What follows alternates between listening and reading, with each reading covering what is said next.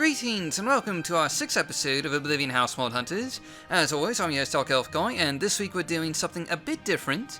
We're doing a themed episode looking at castle house mods, since someone requested that last time. So we have 3 different castle style house mods for your viewing pleasure in this episode, and as always, you can find download links for each mod shown down in the video description below. So why don't we just go ahead and get started with our popular house mod, Castle Knightstone by Centurion. And this is a rather lovely and grand castle in southern Cyrodiil, sitting atop a sort of artificial island in the middle of a lake. And this isn't really a huge castle, it's probably a bit small as far as Cyrodiil castles go, but it has some truly amazing landscaping, and the courtyard here is of course really quite lovely. Now, a lot of you are probably already familiar with Centurion's work in at least one other Elder Scrolls game. He's made a ton of castles for just about everything. For my Morrowind viewers, you probably know him best from Alvin Drace, his massive landmass and castle mod for Morrowind, which includes over half a dozen new castles, and we actually covered that mod as part of our top 10 Morrowind castle mods video last year. He's also made a number of great castle mods for Oblivion, including Castle Knightstone here, and I believe he now makes castle mods for Skyrim. And to my mind, Centurion is really one of the best castle modders in the Elder Scrolls community. He's created so many fantastic castle mods, it's really just hard to keep track of them all. But focusing on this particular mod, Castle Knightstone can be found near the Priory of the Nine in southern Cyrodiil, and really the main draw here has to be the landscaping. It blends in perfectly with the terrain. And there's also a farm nearby, which is included with the castle. And this actually includes a number of fields where crops are growing, which you can of course harvest. And Castle Knightstone is a bit far away from civilization though. Being on the southern end of the Westweald, it isn't really near any major cities, with Breville and Skinningrad being closest, but still fairly far away, making for long commutes through the wilderness to get back to civilization. Luckily, Castle Knightstone does include a map marker for conveniently getting back and forth. And of course, like any proper castle, you'll have to go over a working drawbridge, passing over a moat, before you can enter the castle courtyard. And it should be mentioned that before you can claim this castle as your own, you'll need to purchase it from the castle steward first, and this will set you back a smooth 100,000 septims. You know, it turns out that buying a castle really isn't very cheap. You may need to save up a bit for this purchase. And inside you'll find a nice little entry hall with a seating area, lovely fireplace, some display cases for your personal use, and I believe there's also a small dining area down here. Again, this is a fairly small castle as far as castles go, so it's rather cozy and atmospheric. There's also a small kitchen off in one of the side towers, and of course the place comes fully staffed with NPCs that go about their daily routines and keep the place looking nice. Some of these NPCs are actually merchants, like an alchemist that you can find, and they have between 800 and 2,000 bartering gold to do business with. And while there are already NPCs inhabiting the castle, there's a couple of companion beds that you can find on the second floor for any companions you might have, and of course there's a master bedroom towards the top of the castle, with a cozy little room including display and storage space, and a lovely little fireplace over in the corner. And I believe there's also access to an outdoor balcony in here, and there's also a small bathroom with a hot tub you can use, which is just all very nicely designed. You also find a small display hall in the basement that you can use as a treasury, with a number of chests and display cases you can use, and there's also some pretty cool 3D maps down here adorning the walls, which I think are actually from Vality's 3D Maps resource from Morrowind, if I'm not mistaken, but they do make for some great decorations. And sort of the last thing to point out here is that Castle Knightstone also comes with a secret passageway through some scenic caverns underneath the castle, and if you've played any of Centurion's other castle mods from Morrowind or Oblivion, this is fairly similar to the secret passageways you can find in almost any Centurion mod. And in any event, Castle Knightstone is a lovely, if a bit small, castle in the south of Cyrodiil with fantastic views and landscaping and just cozy interiors and a lot of services, with NPCs providing various functions for your convenience. It is a bit expensive, but it comes with a decent amount of display and storage space, as well as a few companion beds and a map marker to help offset the otherwise long commute to civilization. It's definitely a castle worth checking out if you enjoy a rustic and scenic setting. And next up for our new house mod, we're looking at Stonehill Castle by Themage. Now this is a slightly larger castle than the one we just looked at, adding a fairly sizable fortified complex to the hills outside of Coral, though Stonehill Castle actually comes with a modest resource version for moving the castle to anywhere in Cyrodiil should you prefer a different spot. And in any event, Stonehill Castle has a pretty large courtyard here that's been terraced into multiple levels with gardens, a small area for farming, and a chapel populating the lower level terraces and the Lord's Manor with a private terrace for the Castle Lord at the very top. And there's obviously some great views from up there.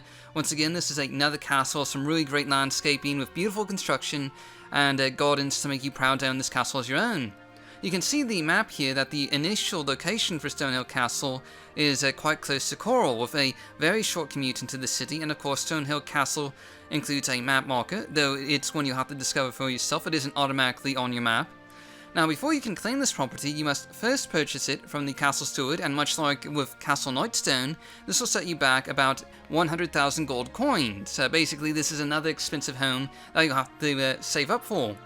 Now, Stonehill Castle comes with a full staff, including a large number of NPCs, and each of these have a bit of unique dialogue about the castle that you can ask about, though obviously this isn't voice acted, and many of them provide various services like merchant services, enchanting, or training of some kind. And in the main entry hall here, you'll find the central dining room, along with a roaring fireplace, altars of spellmaking and enchanting, and you often find a lot of the staff wandering around through here, so you can hold court using the thrones at the end if you so desire. Now, most of the castle is open to the public, so the Lord's private manor at the top of the castle's walls is where you'll find most of your quarters for your own personal use, including a lounge, library, and dining area with a cozy fireplace, and this does look a bit similar to Knightstone Castle, I have to admit. There's actually a couple of companion bedrooms for use by any companions you might have, and these are obviously bedrooms that are set aside that aren't being used by the NPC staff of the castle. And there's a master bedroom as well, with a study, shelves for books, storage space, and of course a bed, as well as access to an outdoor balcony overlooking the property. And it's all fairly lovely. You've got a fair amount of space in here. And while there aren't a whole lot of massive display areas, Stonehill Castle does come with a few storage rooms with chests that are safe to use for storing various items. And sort of in conclusion, Stonehill Castle is a beautiful mid-sized castle with some excellent landscaping, lots of NPC staff with unique dialogue and services, not to mention convenience features like altars of spellmaking and enchanting, companion beds, a map market, and storage rooms. With a very short commute to Coral, this is a fairly lovely castle mod, though it does have a hefty price that you need to save up for, and that might take a little while. And our next mod is Dragon's Blood Castle by Knighttoberon. So this mod starts out just a little bit differently from the other castle mods that we've looked at so far, and it involves a little bit of combat, with finding the previous castle lord at Dragon's Blood Castle murdered in Coral and having to fight off a Morag Tong assassin. So, you know, technically this castle isn't free. But anyway, after you get the key from the corpse, you'll find Dragon's Blood Castle deep in the Jarl Mountains of northeastern Cyrodiil.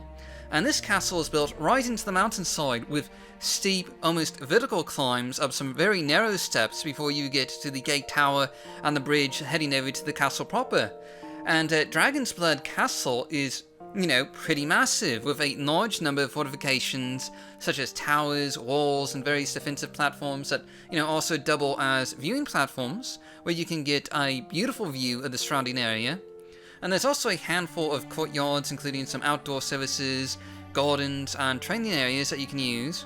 And really, from the exterior alone, Dragon's Blood Castle is one really imposing and epic-looking castle mod, and it also includes a tiny village out in the back, which we're not including in the video here, but, you know, that's something you can find. And you can see Dragon's Blood Castle on the map here, and as you might expect with a mountain abode, it's pretty isolated, far away from civilization, with the closest city being either Shadenhall or Bruma, and both having a pretty long commute. There are a couple of map markers associated with Dragon's Blood Castle though, including one for the gate tower and one for the main courtyard for quick and easy transportation. And the interior is a bit less imposing, keeping a more traditional Cyrodiil castle style, with a central throne room, but with more statue work and a little bit of gardening and display cases, as you can see in here. And as with pretty much every mod so far, there's a number of service NPCs that you can find, including merchants with between 1,000 and 2,000 gold that you can buy stuff off of you with. And there's also NPC servants that can provide you with food and drink should you ask, including sweet rolls, and you know, everyone likes a good sweet roll. And obviously there's some private quarters for you to use, including a display hall, an altar, spellmaking and enchanting. There's also a master bedroom back here with lots of storage and a small study. And there's also a magical lab, including a small alchemy station and a spellcasting target. There's one or two other display halls included with this castle, along with several other services and hidden secrets for you to find. But, suffice to say, you'll find a decent amount of storage and display space here. And something else to keep in mind, this is a rather large castle of numerous wings. And honestly, I'm not entirely sure what all is included here. There's servants' quarters and at least one mini dungeon that I know of. And overall, Dragon's Blood Castle really has a standout exterior with grand and impressive towers and walls with an amazing view of the surrounding Jarl Mountains. It is fairly isolated with a long commute, but Dragon's Blood Castle does have a few convenient services like merchant NPCs, display halls, altars for spellmaking and enchanting, and of course a map marker to get back quickly. It isn't quite as cozy as the other castle homes that we've looked at, but if you like grand, large-scale castles, it is certainly worth a look.